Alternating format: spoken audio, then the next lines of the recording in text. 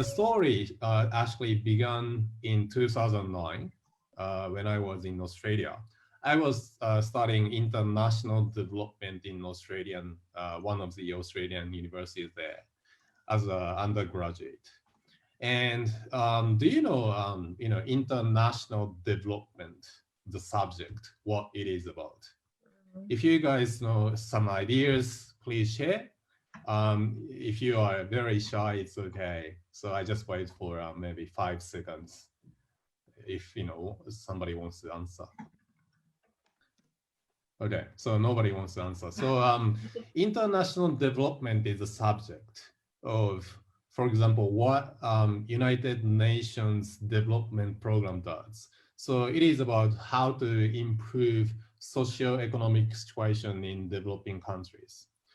And my university was very unique in terms of educating the students. Because, for example, in other universities, if you choose this topic, you always go to class, read textbook and listen to the theories and watching videos, blah, blah, blah, rather than going to the countries or the places where people need development. In contrast, my university provided the course where the students were required to choose one developing country they are interested in and practically go there and then start project or jump on the existing projects to work together. Then at that time I was interested in Russian culture, so I brought the Russian information and the map to my professor and said, I want to go to Russia. And obviously, Russia is not a developing country anymore, right? So my professor said, oh, you can't go. Then I looked at the map and I found that Ukraine and Armenia would be interesting for me.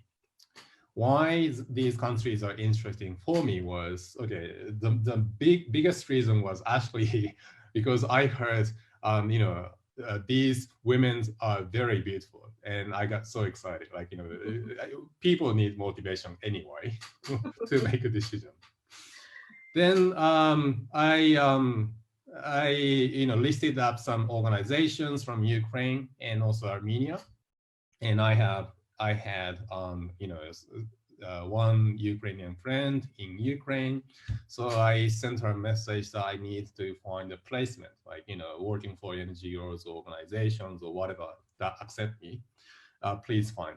At the same time, I sent out my emails to different organizations, NGOs listed by myself in Armenia. And on the next day, just one organization in Armenia sent me back a reply, although the other places didn't reply. And that was Armenian NGO called Future is Open. So Future is Open has been helping street children and orphans in Armenia. And the president of this, Future is Open, we called it FIO, just said, please, before you decide to come to Armenia, please meet this Armenian guy in Australia who was actually a lecturer at one of very good universities there called Macquarie University. So obviously he's an Armenian diaspora, not somebody from Armenia.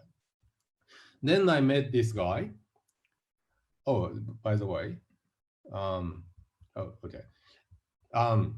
Then I met this guy, and he was very nice, and he treated me very well, always took me to different Armenian communities in Sydney. And all of the Armenian people I met in Sydney were very, very nice, very global, open-minded, flexible, and then easy to talk to. Then I felt very good towards Armenian people. So that's why I said, okay, I'm gonna go to Armenia. Then I decided to come to Armenia. Then in 2009, in August, that was when I came to Armenia for the first time. I arrived in the airport. I met this the president of Future is Open, and he said, "Oh, Hiroki, nice to see you. Blah blah blah. Let's go to my office." Okay, fine, let's go. Then something unbelievable happens to me actually on that day, on the very first day. So we reached his car, and the engine of the car didn't work. So in my life, that was the first experience to push the car to make the engine work. And I was like, oh, why did I end up, in Armenia, such a like, kind of like, I don't know, sorry to say, kind of broken, you know, country. And then we pushed the car, makes the engine work, and then we reached his office at that night. Like it was very early morning, like let's say 3 or 4 a.m. And nobody was outside, just very quiet. And then he treated me, tea and also some snacks. And I didn't like the snack as well because that was too sweet for me. But then anyway, I wanted to go to the toilet. So I said, can I go to your toilets? And she said, of course. I went to the toilets, and again, something wrong happens to me. I tried to flush the water, then the water didn't flush. So these two things are something that I didn't expect from before I came to Armenia. But anyway, from the beginning, I got like very bad impression towards Armenia. And on the next day, I was, walking on the street to understand what Yerevan is on the Mashto Street. And if you are the Armenians born in Armenia and grew up here, probably you understand like 10 years ago, Yerevan was totally different city. People were totally different. So when I was walking on the street, I sometimes came across some Armenian, guys in a group, and they wore like black shirts and pointed shoes and wearing sunglasses and this kind of like, Soviet style pointed like, hairstyle, right? And then they were like, walking like this and in front of me. And at that time, there was no foreigners outside, and especially Asians, no Asians. So whenever I walked, passed by these guys, they always like staring at me, like, and also pointed at me like this. I felt very, very uncomfortable from the first day of my time in Armenia in 2009. So I made an international calls to my Armenian friend in Australia. I said, Armenian, I hate Armenia. I don't like Armenia. Armenian people are so different from Australia. Then I realized that, these Armenian people I met in Sydney were actually not really Armenian. They are ethnically Armenian, but in mentality, they're Australian. Then, I really regretted my decision to come to Armenia because the mentality at that time in Armenia that was totally different from what Armenian people in Armenia right now have. I felt very uncomfortable. I kept having this, regret for probably in the next 2 or 3 months, maybe 2 months. But anyway, because I made a decision to come to Armenia, I couldn't just go back to Australia by giving up my stay here. So I decided to work with my, the people who are working for the NGO. But then, so gradually, I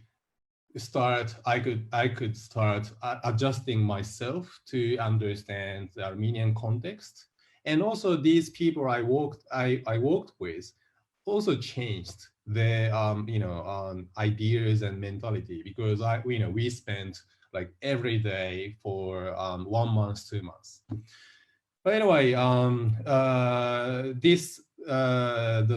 the president of FIO had another idea of project, that is to help Armenian youth to get acquired acquired with some leadership skill, because in 2009 the leadership in Armenia was horrible. So then he has this idea of leadership school, and he asked me like, are you interested in starting a leadership school with me?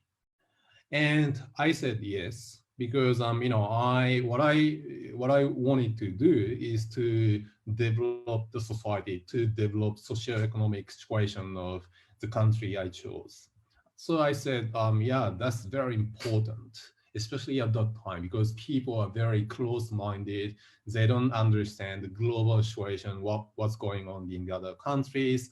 So I said, yeah, that's a good idea. We have to bring some people from outside, and also, from the we need to provide the some kind of tips for young people in Armenia to understand how to manage this country.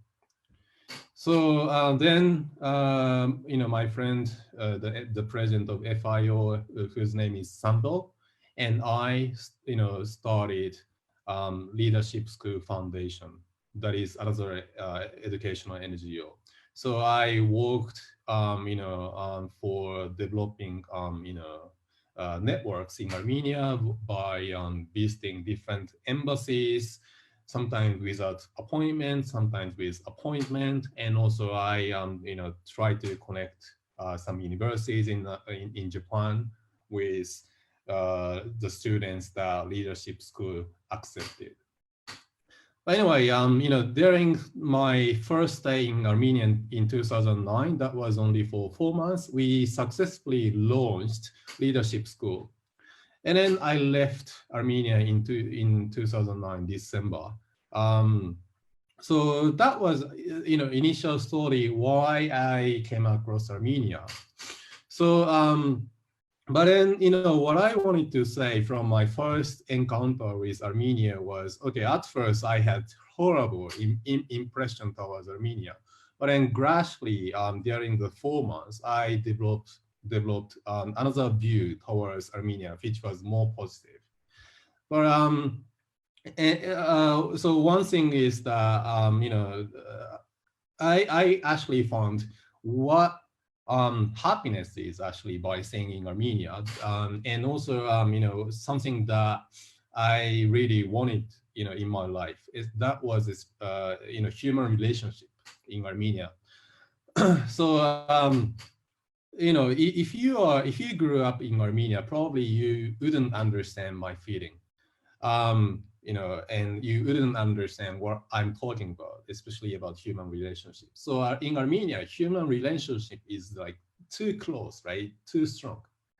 So probably, you are actually fed up with this strong connection. So, whenever you come back to your apartment, probably your neighbor would ask you like, next morning, oh, where did you go? What did you do? Oh yeah, that was too much for you guys. But actually, I was born in Tokyo, where people's relationship is too shallow, very like just superficial. Nobody asked me about it. Nobody care about you, even if you are living together, living next to each other. So that was like something I really wanted, and I thought that I found this like treasure I was looking for in my life in Armenia during my stay. So when I left Armenia in December 2009, I had this sense. But anyway, I left and then went back to Tokyo at first. Then I met an Armenian lady who is actually my future wife.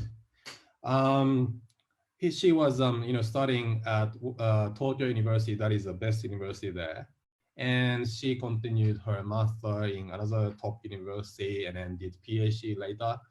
And me, I spent maybe half year in Tokyo because I wanted to continue my master from 2010 in Australia again.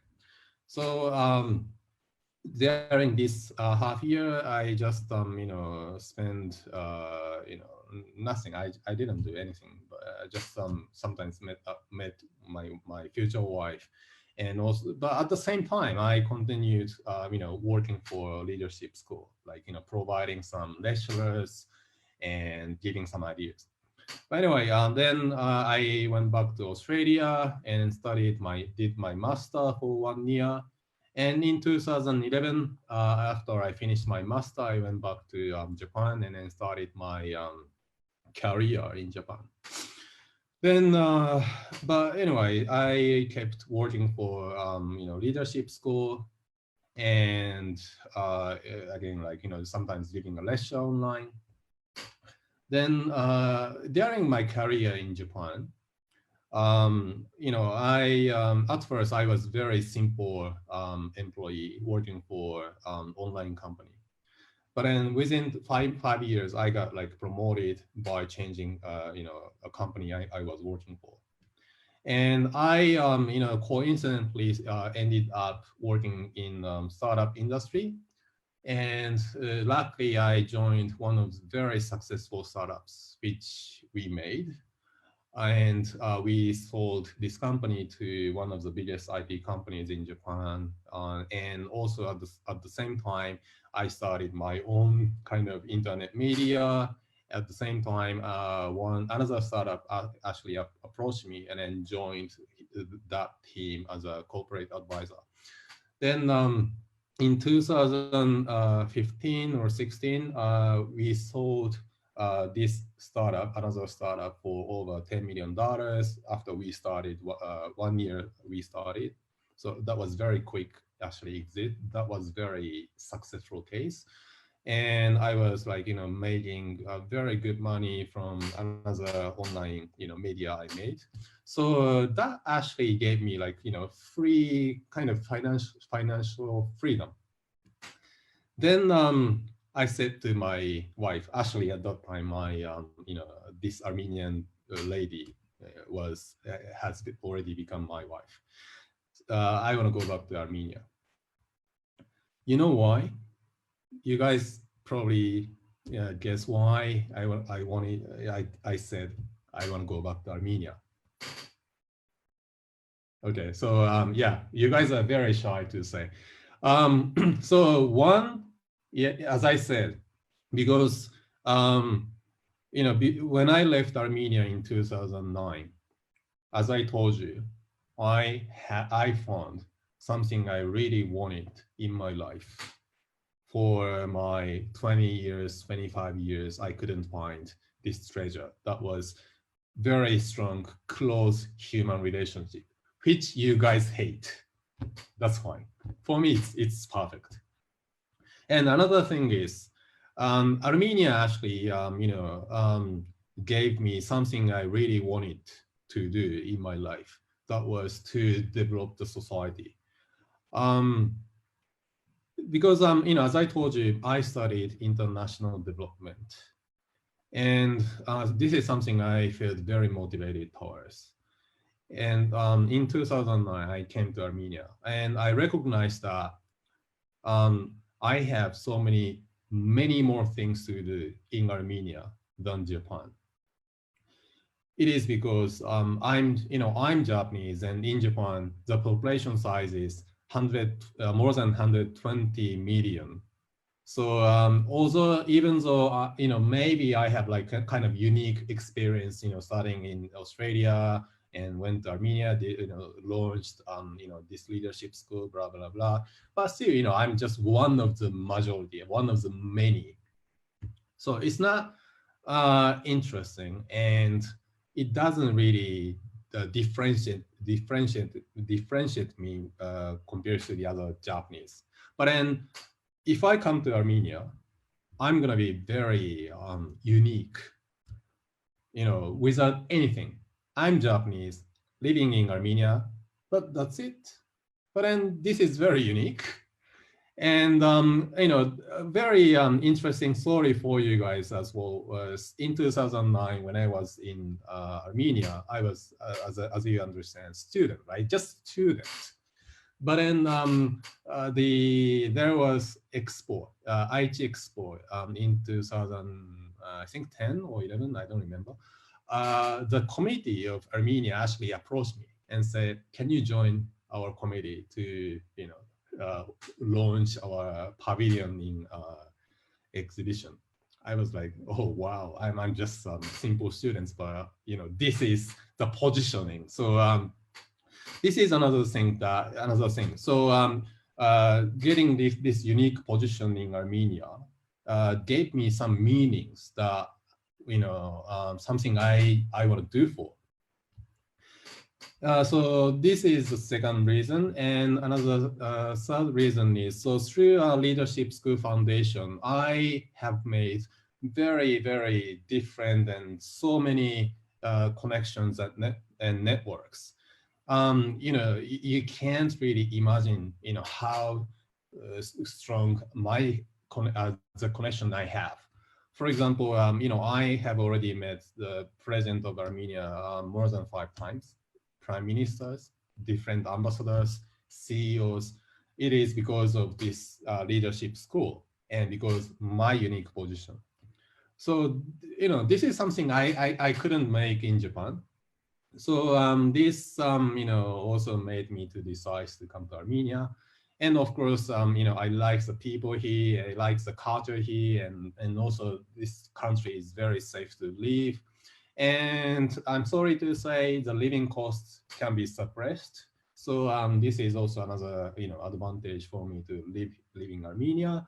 But anyway, the most important thing for me was because in Armenia, I have something to do and I have what I was looking for in my life. That was human relationship.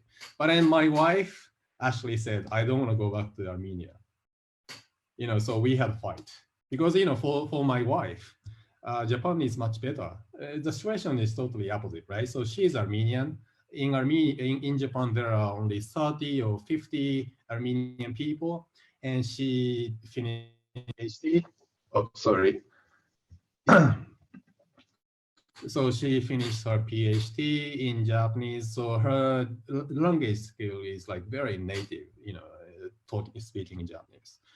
So and also in Japan, Japanese people have kind of like xenophobia towards Western-looking people.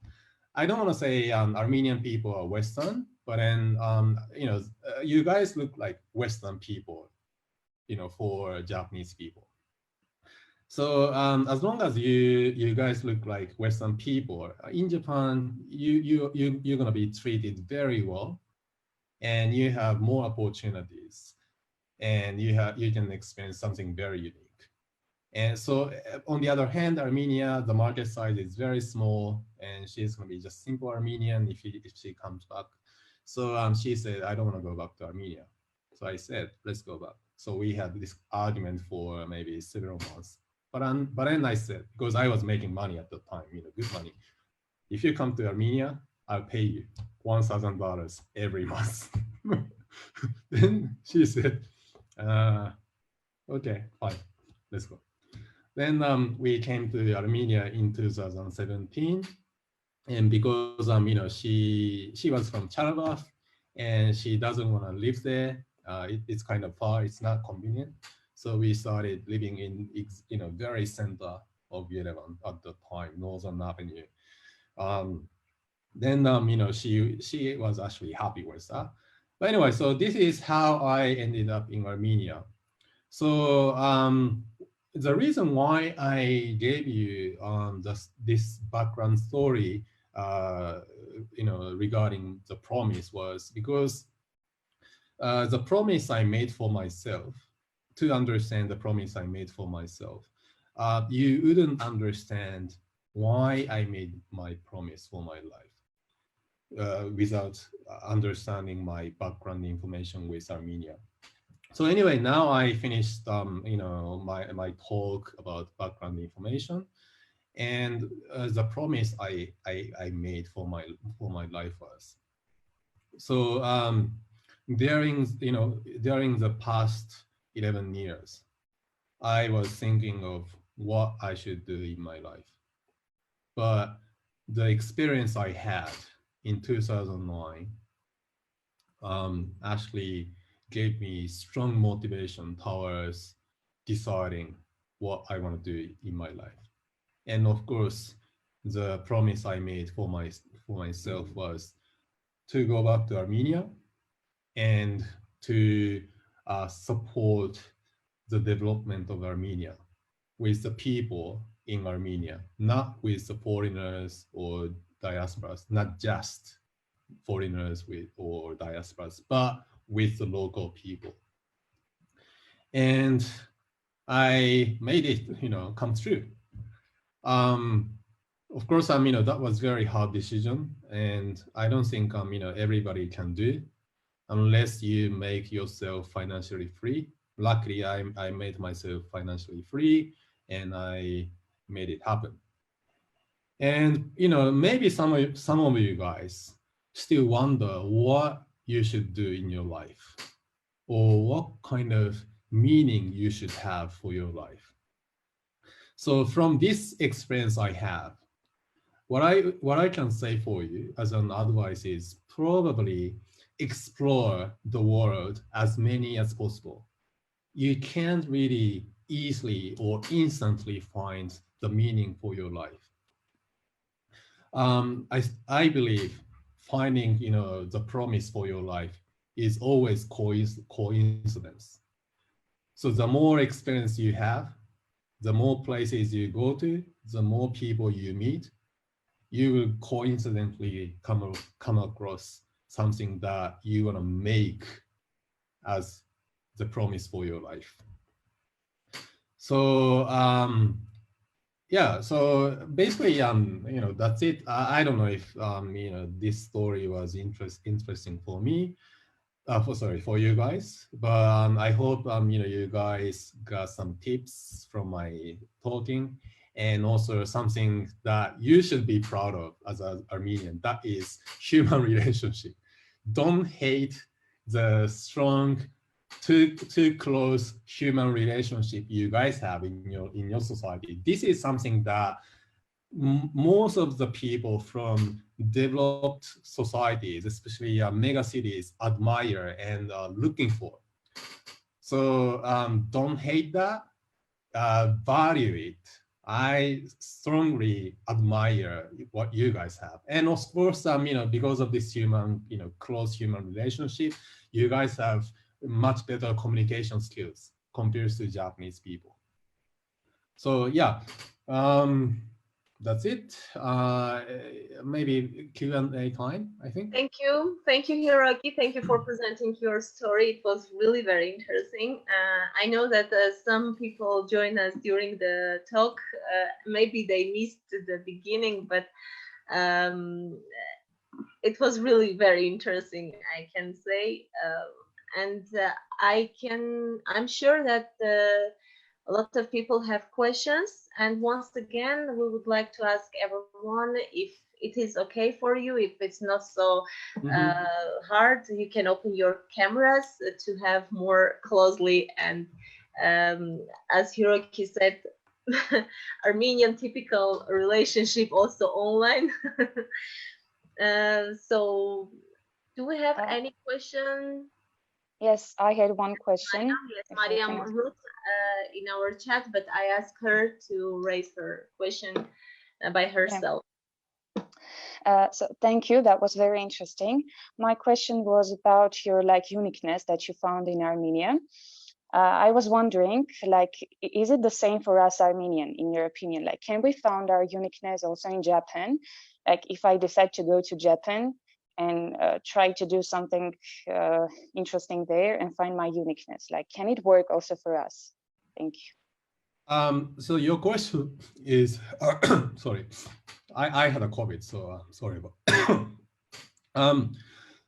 So your question is, if you come to Japan, you will find some uniqueness about Japanese or about yourself?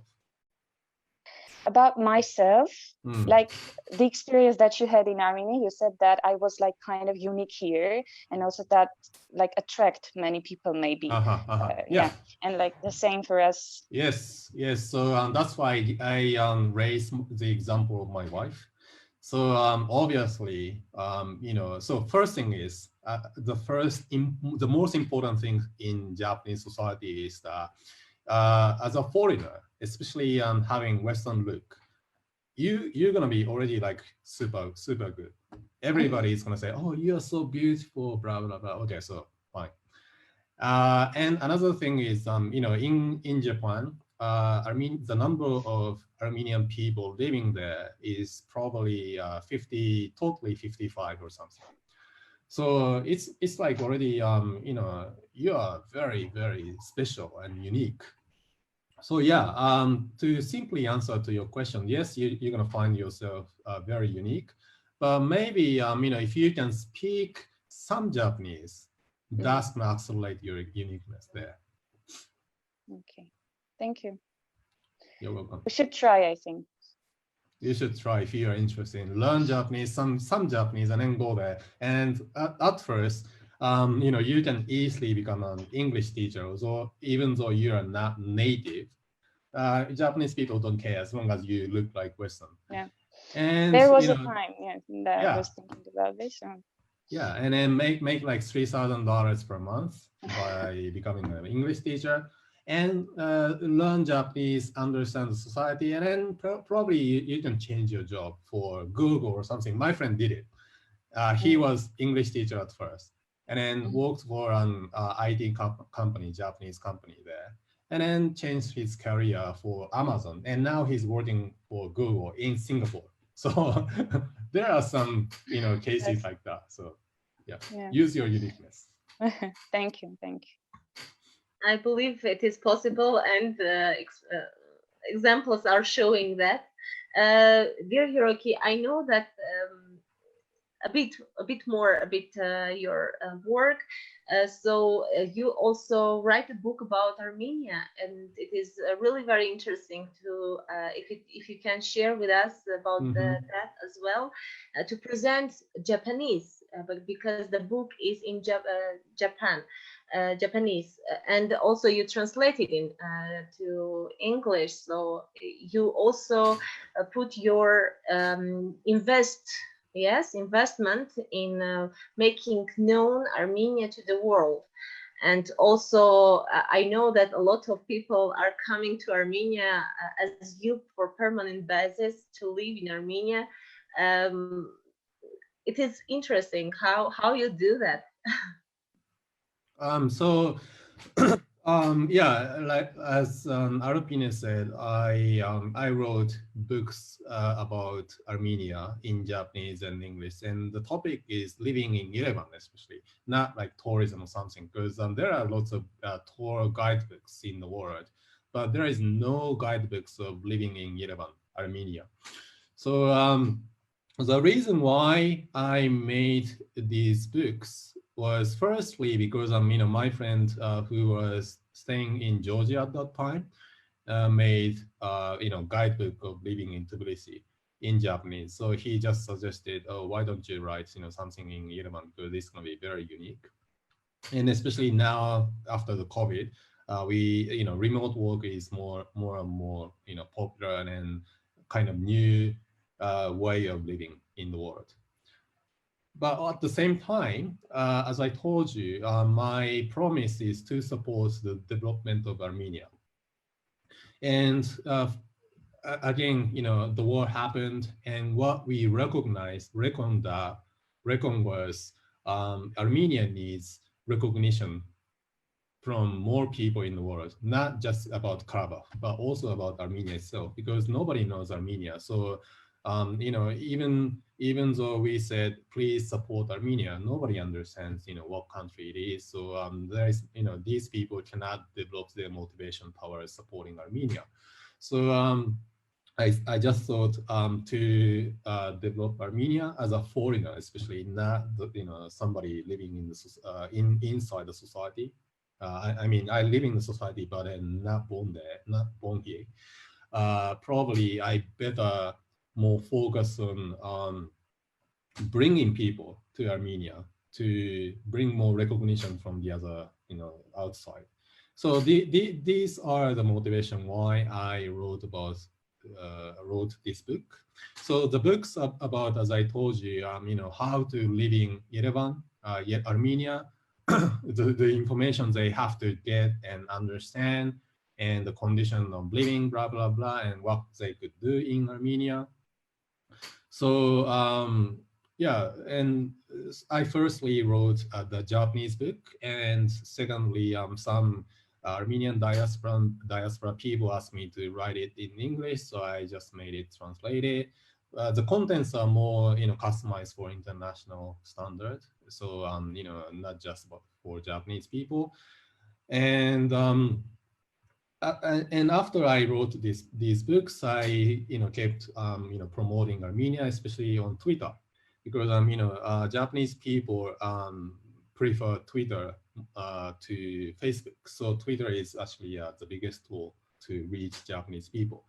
And as a result, recently, some Japanese people started interested in Armenia. And the number is not so big, but then like maybe so far 3 or 4 people have shown their interest to come to Armenia to stay here for a long time. I don't think they're gonna stay here permanently, but at least half a year or 1 year or something. So I think this kind of development is gradually more important for the development of Armenia in the future, especially after the war, because now we need the countries that or people that support Armenia outside. So this is the story. Thank you for your answer. We have a question. Hovik Akilian raised the hand. Hovik Jan, please. I have a question related to the post-war situation in Armenia. Most of the population are willing to leave the country. They're disappointed. Daily I hear this statement from my friends, partners, everyone, literally most of the Armenians. What's your opinion about it? How would you change the mindset as a Japanese point of view?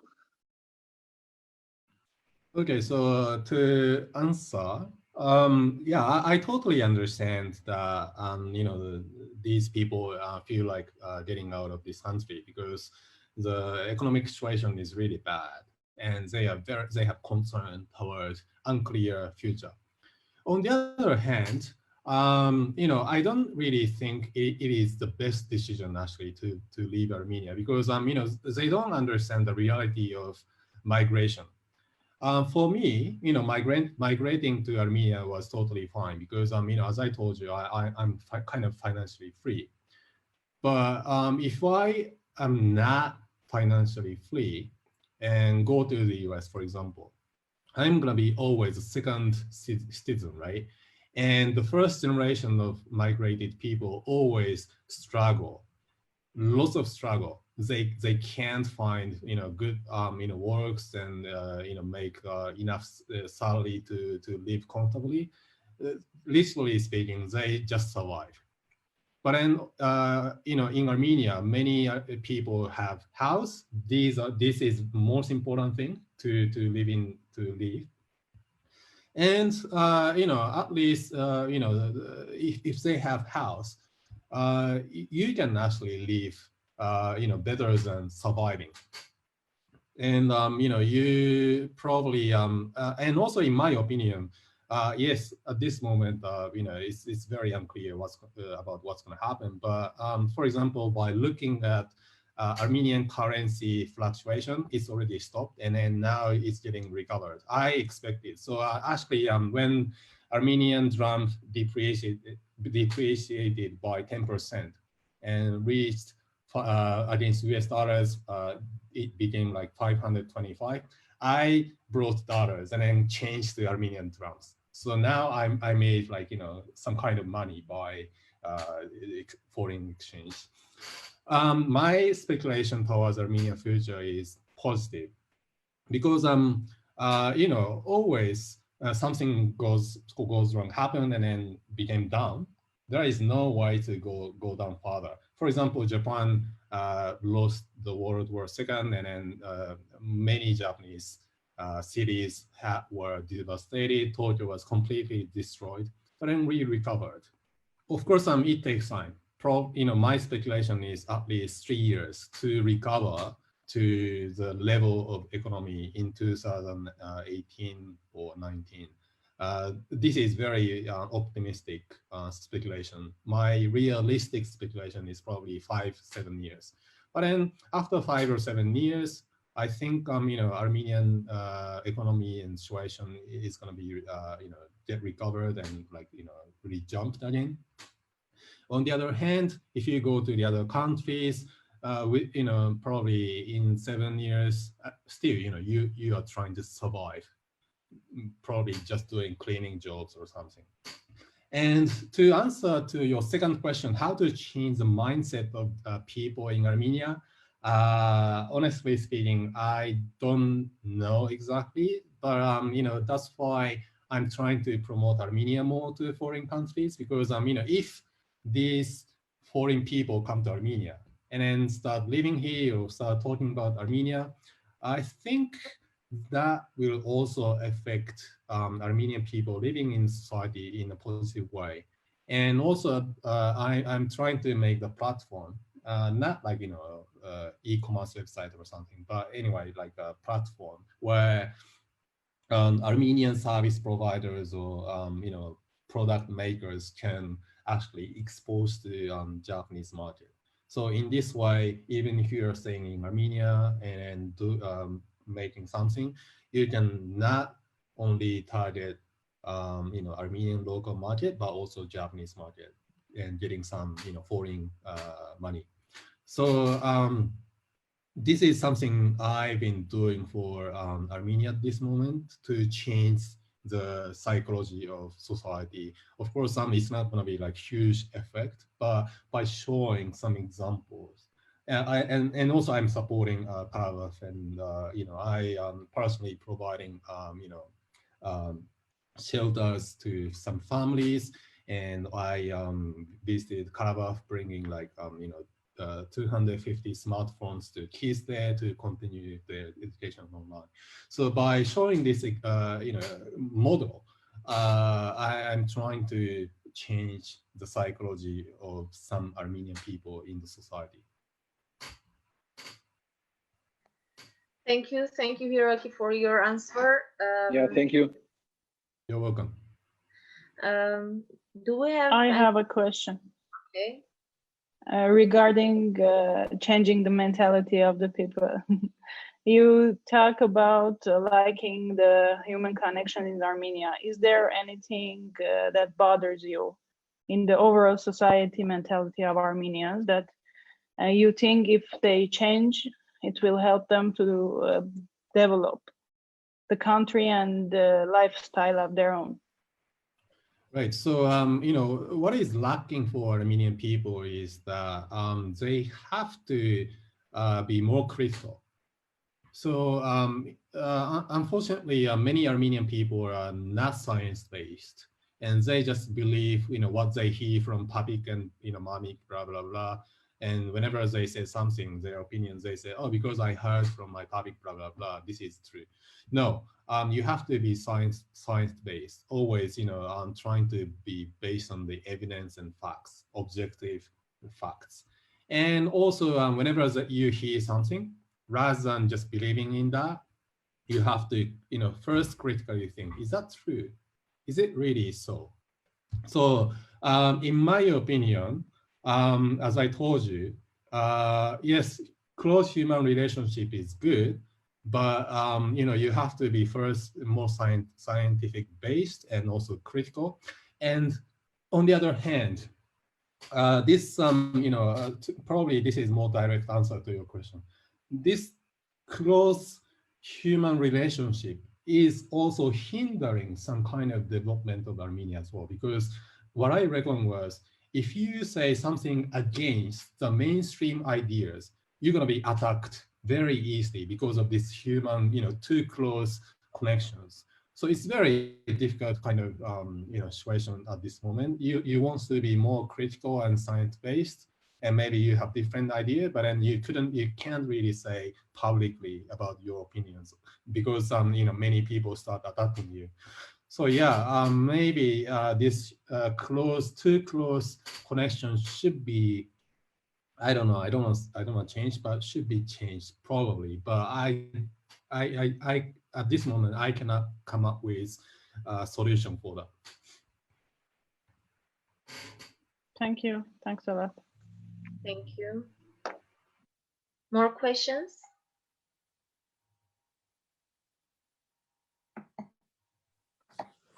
I have one question. I'm just really interested. How did you convince your wife to come and live in Armenia?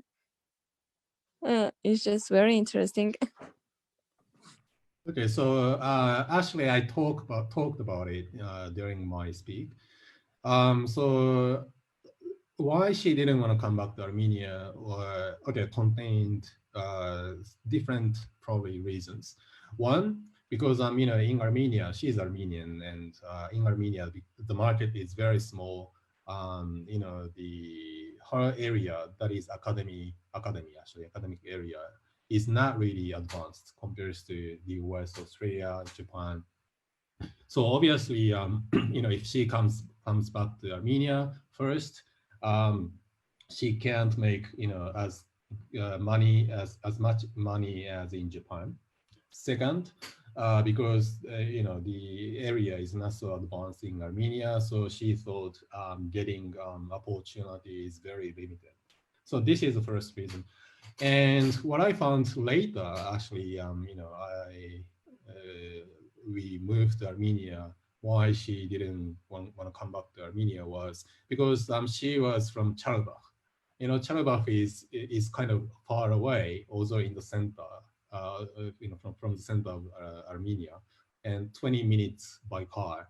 And always, these taxis are broken and then very smelly, and that is very stressful. I was staying in Charabakh in 2016 or something, just to visit here, and then as a tourist staying in her family place.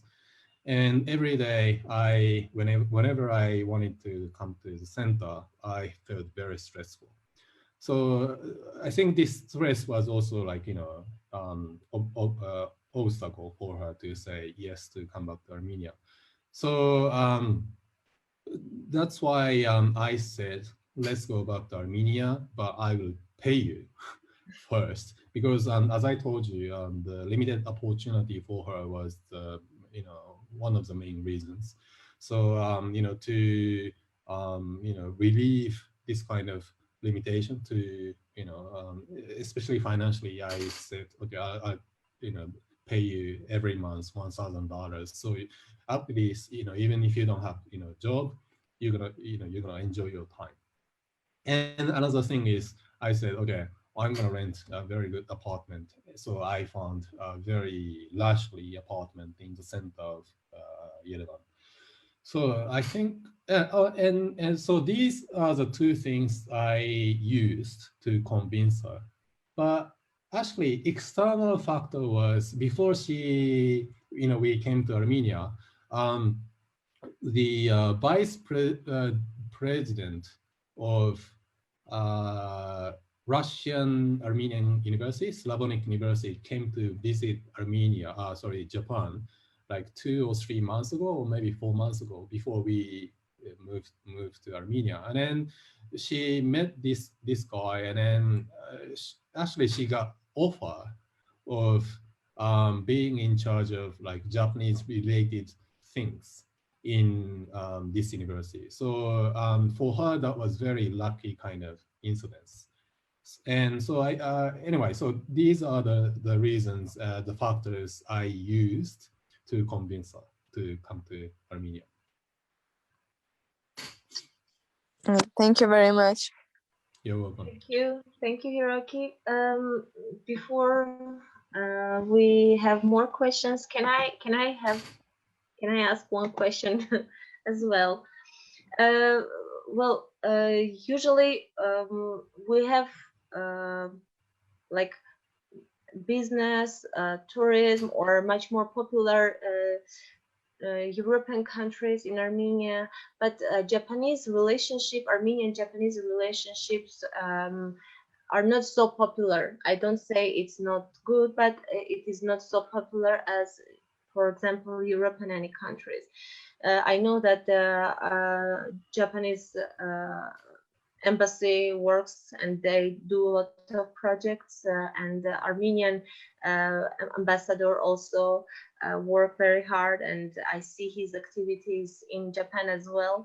But basic popularity, I mean, basically it is not so popular. And what people, from which point they should start if they are interested in the culture in the country of Japan?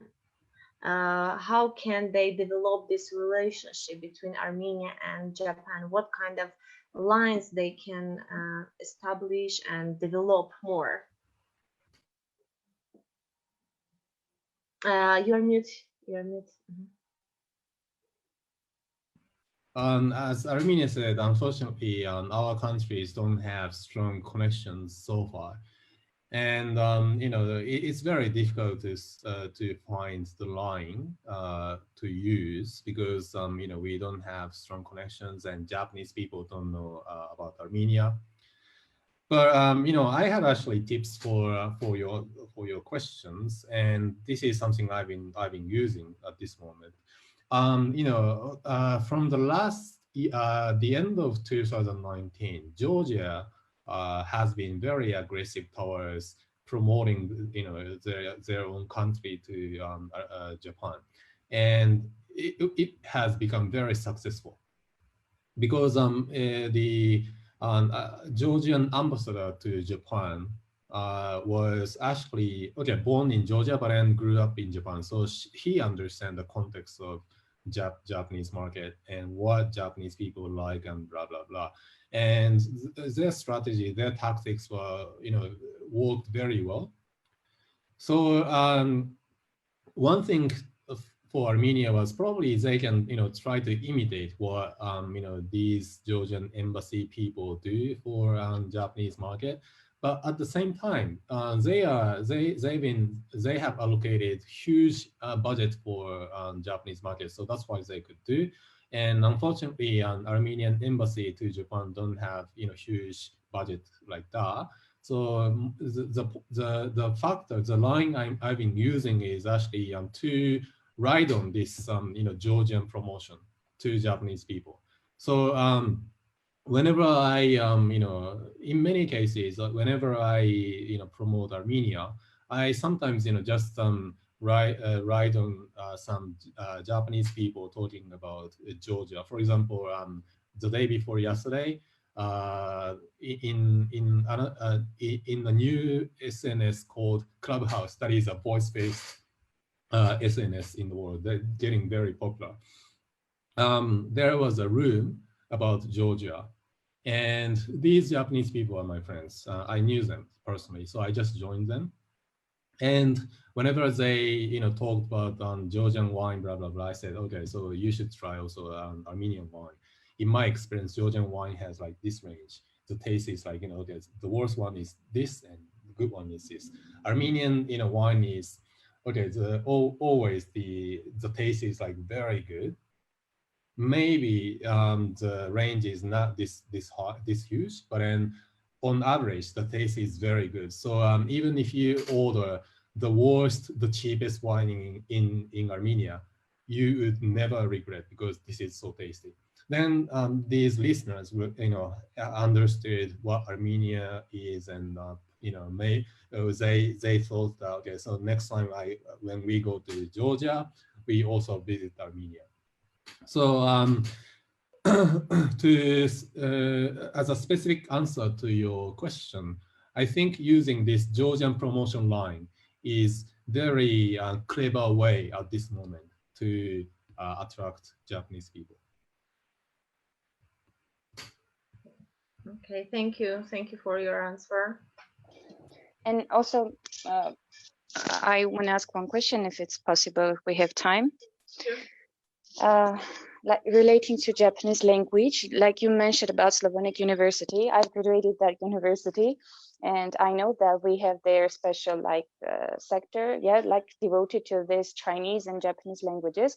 But I think that we lack also learning Japanese in Armenia. Like, how can we, I don't know, create platforms, or an embassy is doing something to create these platforms for like people who already graduated and they want to learn like Japanese, how can we find these platforms? And also regarding like living in Japan, in Armenia, like I've noticed many times that, for example, if we see an African American or Japanese or Chinese people, like we stare at them for a long time. Me not, but like there is a habit for Armenians, like we are not used to see foreigners in our country. How can you explain, like we're close people, or what the reason for this? Like we're not used to see these foreigners in our country. Okay, so to your first question, so actually there are I think 2 or 3 private schools for Japanese language, and one of the schools I recommend is Iroha Center. So you know, these people who want to continue their education about Japanese language, they can go to this you know, school, Iroha Center, Language Center. And unfortunately, you know, Japanese embassy is not really doing anything at this moment. And this is something I really want to criticize, because, you know, as an embassy, they have to do something, but they are not doing. So, you know, maybe, is this enough answer for you? Iroha Center can be a place. Okay, I've made already noted. Okay, and to the second question, yes, I understand Armenian people have kind of stereotypes towards foreigners, especially Black and Asians. Well, luckily, you know, okay, so whenever they think that I'm Chinese, yeah, their behavior is different. But then after they find out I'm Japanese, their behavior totally become different. So luckily I'm Japanese, and I haven't had very, very bad discrimination against me because I'm Japanese. And to answer to the question why Armenian people became like that, like it was, yes, Armenian people are very close-minded in this sense, but this is also understandable. Okay, so first of all, Armenian, in the history, you know, Armenian people are kept their identity as an Armenian. And you know, they maintain their religion, language, and you know, ethnic identity as an Armenian. And this was very important to survive, and to survive in this geopolitical area where you always have invasions from the other nations and ethnic people. I think you know, to some extent, you always have to be very closed, because otherwise, you know, you're gonna be easily attacked by these, you know, invaders, and then just lose your identity. So this is, I think, one of the reasons why, you know, Armenian people are kind of closed, and you know, similar to Japan. Japan is also like homogeneous country where 98.5% is Japanese, and Armenia is the same. So in this sense, Japanese people are always also closed, but Japanese people are kind of flexible to accept foreigners. So that means, okay, so even if you you know, have this Western look, you can, as I told you, you can enjoy, you know, your time in Japan, but you can't really completely assimilate this to the Japanese society. This is the thing. So this is why I said Japanese society is also closed, but we are flexible, because we don't care about, you know, we are not as serious as Armenian people, in a good sense. So on the other hand, because of this, the you know, history Armenian had, Japan haven't had any invasions from the other countries, but you know, Armenia has a lot. So I think you know, they always have to be very serious towards maintaining their culture, and then that generated this environment where Armenian people tends to be very close. And so this is not something you actually learned by thinking, but then learned from your families, from the situation, from the surroundings, I think. Yeah, so does it make sense? So I think this is Yes. one of the major reasons. I actually, yes, I was expecting this like answer, and hopefully that this will change like in a time. And just it was interesting, like your experience towards this question. So I think hopefully. Armenian people have to change in this sense, but then I think they have to be flexible like Japanese people. So you guys should maintain your strong identity as an Armenian, because maybe in the future, again, like 100 years later or 200 years later, the world will be so different, and you probably have another invasion or something, and then if you don't have strong, closed society communities, you can lose your ethnic groups and your community itself. But I think you have to be flexible. So flexibility means don't just say no to something new or something different. Just try. Just accept. If you don't like that, okay, fine. But don't say no. Don't say be serious, blah, blah, blah. Okay, even if you think that, okay, so what I say or what foreigners say are crazy, doesn't make sense for you, you should try to understand and accept that, and maybe try. If you don't like that, it's okay. So this initial flexibility is important for Armenia to develop, I think. And also, I wanted to say, like, thank you for your background. It's like wonderful view, as you said, like Mount Ararat, and that's really like it's very like nice to see people coming from other countries discovering Armenia in so details that sometimes Armenians themselves don't know their country as well as you know. So thank you for that. You're welcome.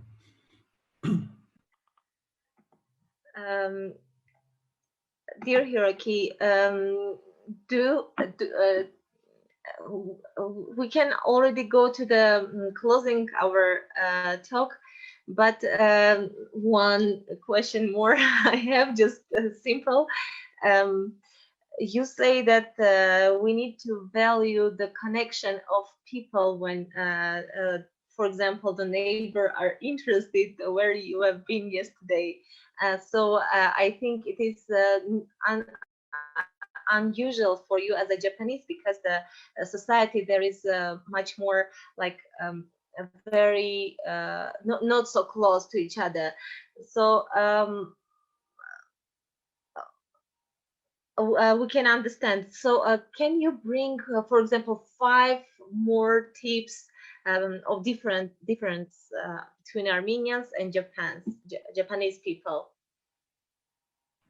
Sorry, 5 more differences between Japanese and because between Armenians and Japanese, and we can maybe close with this.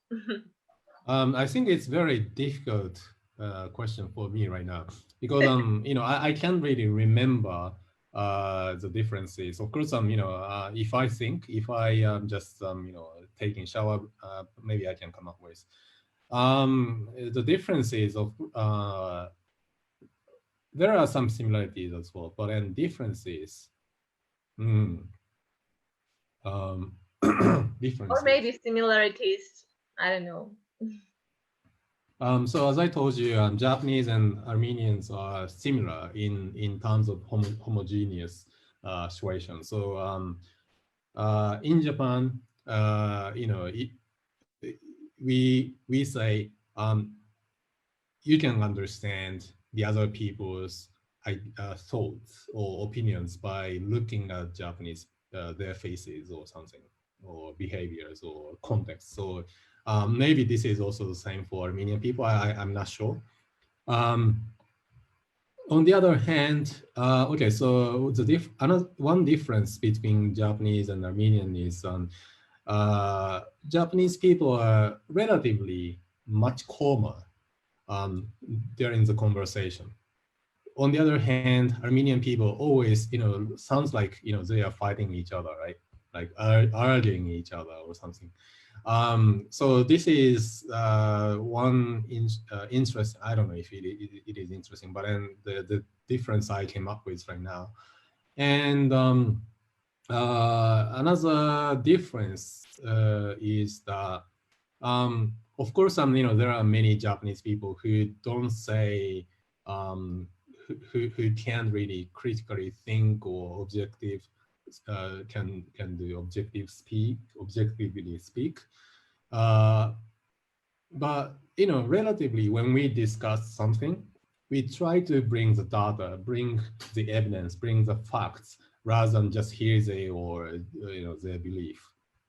On the other hand, this is the issue that Armenian people always talk about something, about their opinions based on their belief or hearsay rather than the facts. So yeah, this is another difference. And maybe funny difference is I just came up with was, so in Armenia, if you have like big nose, right? Armenian people have big nose. They tend to say, oh, I want to have plastic surgery to make my nose smaller. But for us, we would say, don't do that, because your nose is something we want. So in Japan, there are many people who want to plastic surgery on their nose to make it bigger, like yours. So my wife's nose is kind of big, relatively big, even among Armenian people. And she always said, oh, I want to make a surgery, but I always said, no, your nose is very beautiful, and you understand. And she said, yes, I understand, if I go to Japan. So yeah, if you have complex about your nose, go to Japan, and you're gonna be you're gonna get lots of Favorite. yeah. We were waiting comments for this. Yeah. Yeah. If you hate your nose, go to Japan.